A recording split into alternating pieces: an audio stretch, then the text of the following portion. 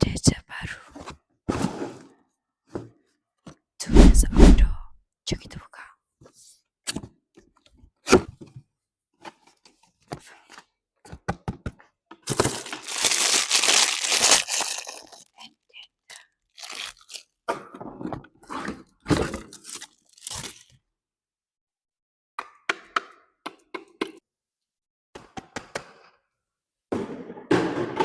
CCTV tulis. Tahan besar. Boleh pusat 360 darjah. Boleh ke atas dan ke bawah. Ada two-way communication.